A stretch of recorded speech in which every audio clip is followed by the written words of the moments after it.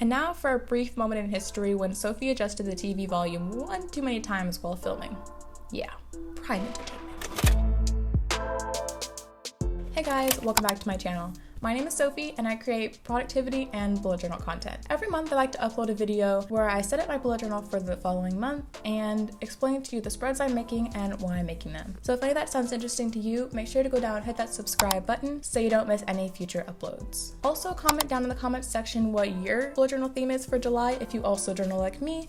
I'm very curious. And I also reply to all the comments, so I'd love to chat with you down there. Anyway, getting straight into this video, I have to admit this month I was not the most creative and I'm actually recreating a theme that I saw. I'm gonna put a picture here on the screen of my inspiration photo that I found last month for June, and it's by Little Olive bullet journal, or Little Olive Bujo. She made this theme with poppies and wheat, and I was just so inspired that I did recreate hers. But I did want to say that I don't think it's a problem to recreate something. I think it's actually kind of a compliment maybe to the original artist. So I don't really feel bad for going on YouTube and making this video as a recreation. I feel like as long as I give credit to the original artist, it's not really going against quote unquote bullet journal protocol, if you know what I mean. But yeah, if you guys know Little Olive bullet journal, please congratulate her or something because this was such a beautiful theme and I had to recreate it. I also wanted to talk for a second about the format of this video because I'm doing it a little differently than usual. My normal subscribers are probably wondering why I'm doing all the line art first and then going back in later.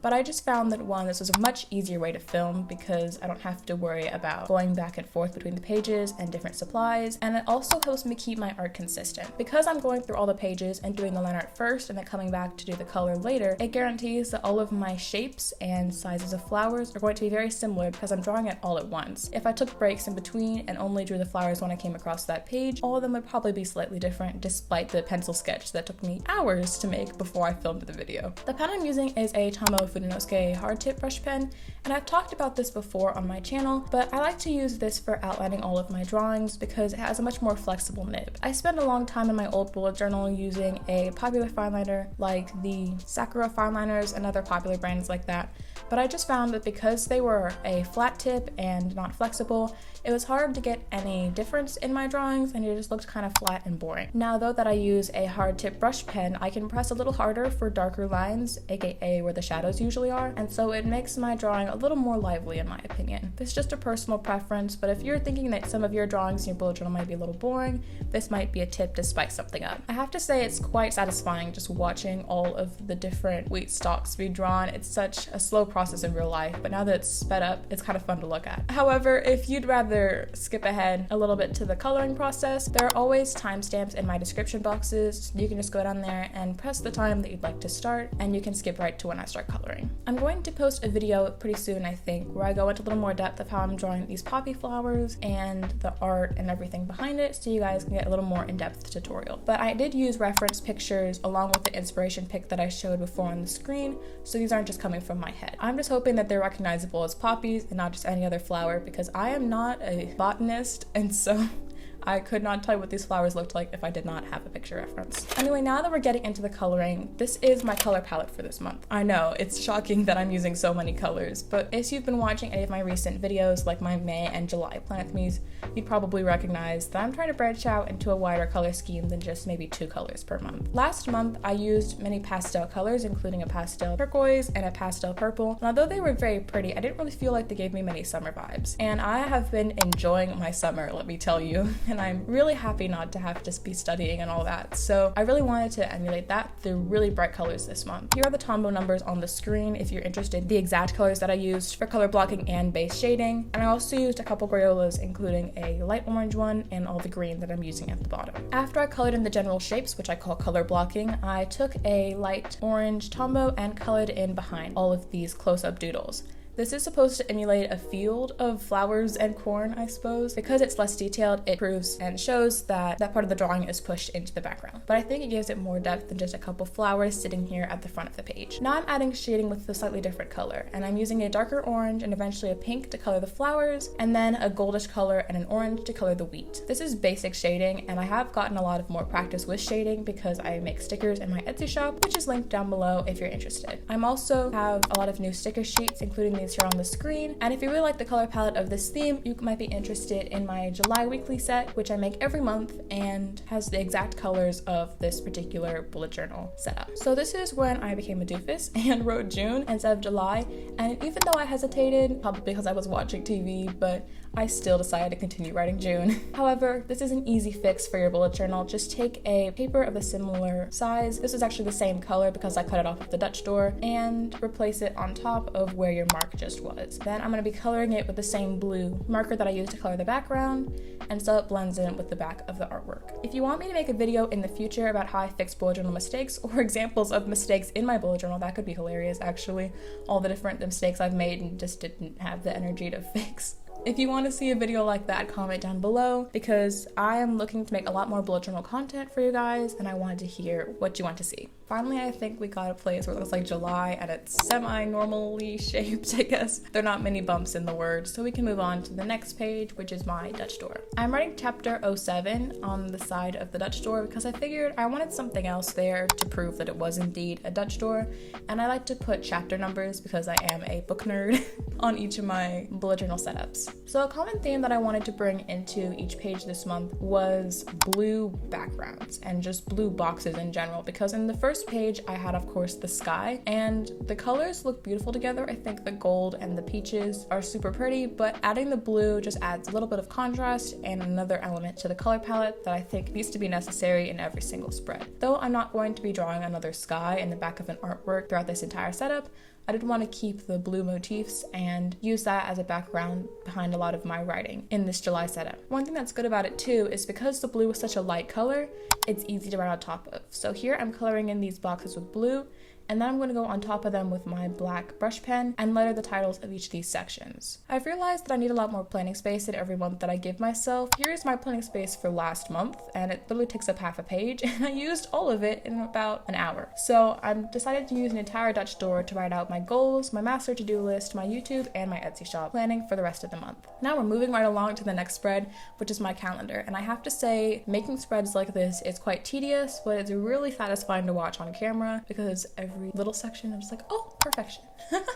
And I'm taking a brush pen and writing the names of each days of the week. By the way, I am a Monday start on my calendar. I used to be a Sunday start, but now I'm a Monday start. So tell me below, are you a Monday start or are you a Sunday start? And if you are starting on a Sunday, expect some light mockery. Now, since I've used Monday calendars for so long, it does feel so weird to see my phone calendar still set on a Sunday. If only that was a thing that you could change with Apple calendars. Speaking of which, as I color in this page, I wanted to go on a small rant of the day, which I'm titling Why My Phone Is Set to a 24-hour clock and not a 12-hour one. Can we please appreciate the moment that happens when you're on a 24-hour clock and it hits midnight and the time is 00:00 and not 12:00? Because whenever you go from the night before and it's 11:59 and then it goes to 12, it's like the same day again. But when the time changes to 00, it's like it's a whole new day, and it makes so much sense. Not to mention that you may look down at your clock and all of a sudden it's 17 o'clock and you're freaking out, but then you realize it's actually just 5 p.m. and so the 7 actually goes back 2 hours, if that makes any sense at all. Anyway, I like to use a 24-hour clock on my cell phone, and a lot of people question me for it, but let me tell you, it is the right way, and people who don't live in the US would agree with me because a lot of other countries have their clocks set to 24 hours, and it just makes sense. Anyway, after that not so mini rant, here's my calendar setup pretty much done, and we're gonna move on to the tracker page. Like I said before, I want to keep the blue boxes motif, and so I'm gonna color in the back of these habit trackers with a blue. Before we get to that, I'm also titling the top of these, and I'm tracking this month my usual water, Bible, flossing, working out, face care, and vitamins. I didn't really explain this on the previous page, but I did want to talk for a second about how I'm doing these lettering. I'm using a Tombow brush pen because it's very large and good for headers to write the normal letters, and then I'm using a darker shade that I would usually use for shading. In this case, it's the shading on the wheat to go on top of each letters, and then I'm blending it out with the original color. And then of course, I'm adding a dotted drop shadow and a line on top to add a little little more detail to each of the letters. I have a couple videos about how to do calligraphy on my channel in a playlist, and I will link it down below. Not to mention I am looking to make some more calligraphy related videos in the future, so if you have any questions related to brush lettering or calligraphy in general, drop them down below and I'm free to answer them either in the comments or in a future video. The last thing I'm doing on this page is outlining the sky. So my idea for the motivation tracker is, if you see the key on the right, it has different colors: the peach, the yellow, goldish color, and then the brown. Since there are 30 different sections of either wheat, flour, stalks, or the background, so that means every day I'll just color in one section depending on my motivation. I didn't really number the different sections, but I'll probably do that in my free time. So by the end of the month, the tracker will look all filled in and pretty and colored, even though right now it looks kind of boring. And yes, real quick, can we appreciate the streakiness in this light color?